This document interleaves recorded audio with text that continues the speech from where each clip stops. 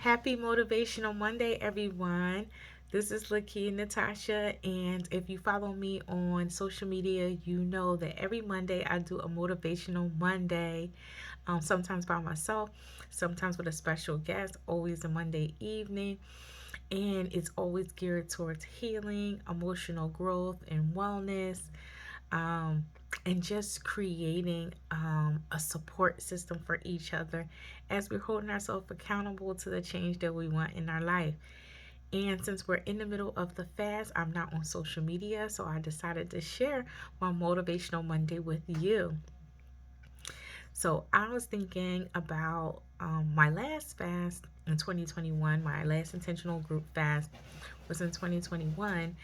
And after that fast, so many things in my life have changed.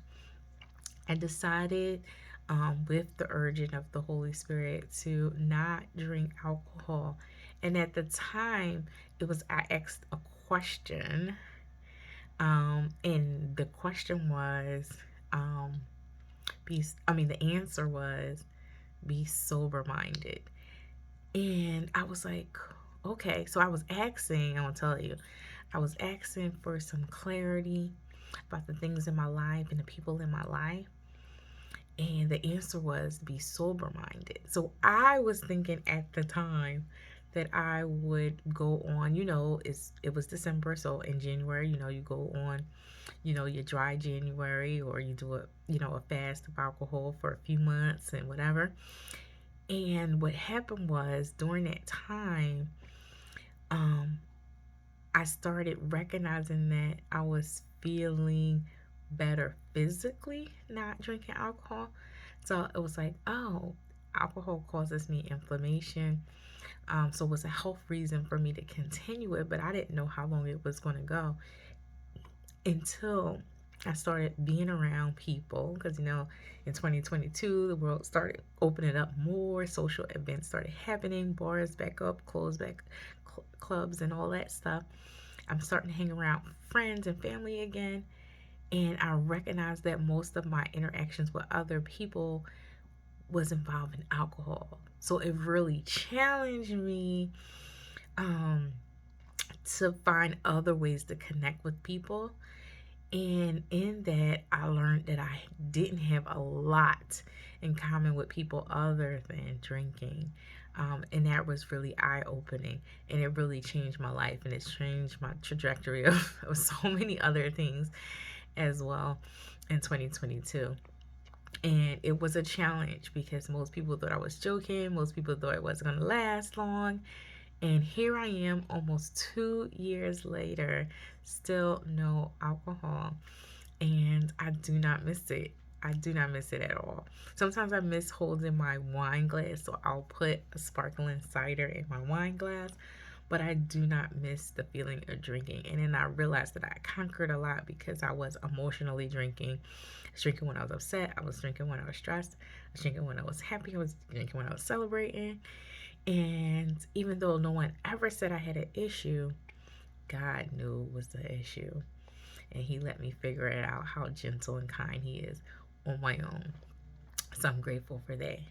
But the question that I was constantly asking myself during this time of healing, and I'm going to ask you the same thing: what are you willing to do to get what you do not have? Because all of us have these grand petitions to God. All of us have desires of our heart. And we know first you seek the kingdom and then the desires of your heart come. But we like, okay, if I do this stuff for God, then He'll give me whatever I want. No, is when you align yourself with His will and His way, then your desires begin to shift and change. Just like your taste buds. You can literally change your taste buds. Because I grew up on soul food. I grew up on sugary church Kool-Aid. Like, I grew up with fried chicken, and all those things were tasty. All those things was not good for me. But when I switched to healthier food, at first it was like, this is not good. After time, my mouth adapted to the new taste of food. So now if I drink something too sugary, I can't finish it. I'm like, this is too sugary. And if I eat something that's too salty, I can't eat it either. So my taste buds has changed. That is what the will of God is calling us to do with the desires of our heart. Not that we cannot have desires for things, but we want our desire to match His will. See? And if our desire is to always live aligned with His will, our desires will have to move and change. So if those things are still in us, that means they're aligned. And that's what we need to move forward in. But what are we doing differently to get what we never had?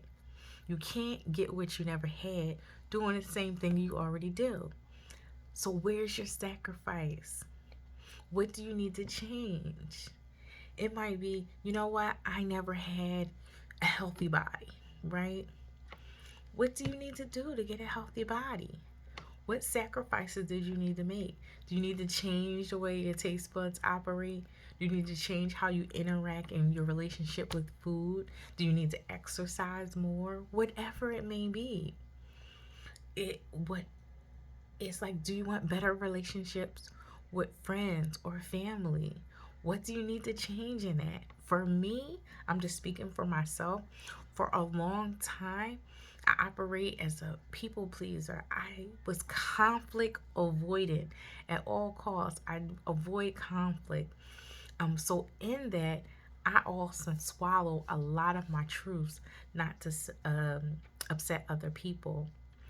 So, if I want genuine friendships, if I want genuine relationship, I'm going to have to do something I never did. I'm going to have to say my truth. I'm going to have to live in my truth. I'm going to have to stand on my truth. And in the truth, I learned boundaries. In the truth, I learned effective communication. In the truth, I learned how to disagree appropriately. And all those things are important. If I want to go to the next level, I have to do something different. And sometimes it made things difficult to do that new thing. Like for me, when I went on my first girl trip sober, they thought I was joking. They like, I'm not ordering you no mocktail. And I'm like, and I was so tempted, like, all right, maybe not on vacations. On vacations, I can drink. But I did not. I held fast. It can be difficult to say things during the fast that you want to do differently. But then when you go outside of the fast and you get back on a regular schedule, you're back around regular people, you can easily go back and see your old ways. Do you really want to be diligent in your word? Do you want to be more spiritually grounded? Then what do you have to do? What have you have not done? Have you carved out time every day for some spiritual teaching, for some word, some growth book? It doesn't have to be like the Bible. It can be any growth book that you're reading consistently. Are you journaling? Are you praying? Are you doing the things that you have not done to get what you want now? Other areas, because I know we always do wait, we do closeness to God. Definitely relationships is a big one. I work with a lot of singles and married couples, but when I work with singles, male and female, they say they want a partner, but they're not out there looking, searching. Mostly for men, I say the searching. I'm like, it's women out there. Y'all just making excuses. Um, but it's like, are we making ourselves vulnerable and available? And it's like, if you've been hurt many times, it's like the last thing you want to do is be vulnerable. But you have to, because the risk that to find real love is taking a risk and being vulnerable and having the potential of being hurt. So are you doing those things to get what you want in your life? Also, when you do meet someone and you do not want off on the wrong foot, don't pretend to be anyone else. I did that many a time. Pretend to be anyone else and let the red flags, pink flags fly just because you want partnership. If you did that before, What are you going to do differently to get a different result?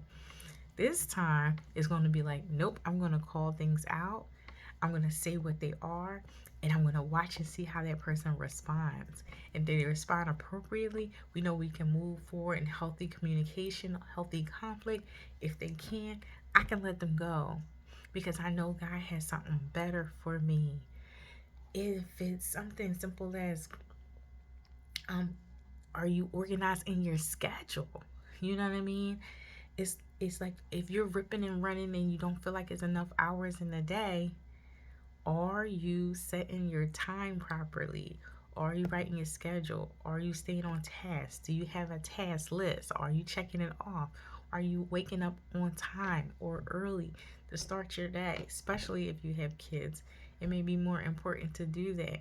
But even if we're on our schedule and we don't have any kids that we have to worry about, it is important to organize our day and not let the day organize us, right? So, what have you done? Ask yourself, what do you need to do? And what have you done in this year to have the life that you want? And some things we like, yeah, I can really count those things as good, as pluses, as growth markers. And you need to celebrate those things. Definitely. But there are times where we fall short of those things or we didn't even try. We can't use that as an excuse anymore. Now we know better. We know if anything we want, we have to work for because faith without works is dead, right? Anything we're asking God for, we need to also ask for the wisdom to manage all those things. And sometimes the wisdom comes before the blessing to make sure that we're going to be good stewards of the blessing. So um, how we creating our own barriers in our life by the way we're interacting with the world is one question. How are we being our own advocates when it's time for personal and interpersonal relationships? How are we growing emotionally if we're not setting time aside for personal and spiritual growth? How are we doing these things? How are we saying we want the healthiest body and healthiest mental and emotional health and physical health if we're not engaged in therapy and counseling and life coaching and personal training and walking around in your backyard in your neighborhood? Like, what are you doing? Because we only have one life to live. And if we can hold ourselves accountable, if we can do the things that we say we want to do before this year is out, and do it next year too, not because anybody's watching you, because you want to build trust in yourself for yourself. And I think that's the biggest way, the biggest lesson I would say that I've learned over these past few years. I learned to trust myself by doing what I say I'm going to do. I might do it and it might flop. I might do it and it might not work. I might do it and then I might slip back. But I'm going to do what I said I'm going to do. I'm going to try new things. I'm going to push myself emotionally to have some hard conversations with people I do love. I'm going to cut people off that is not for me. I'm going to do those things that I say I want in my life. And I'm not going to have life just happen to me and be all chaotic and say, woe is me. I'm going to do something about it. What are you going to do about it? Think about it, meditate on it, write it down if you have to. But make a plan to do something about it now before the end of the year so you can start the new year off with a new vigor and a conviction that I'm not going to let 2024 take me. I'm going to take 2024. And I'll see you on the other side. Peace.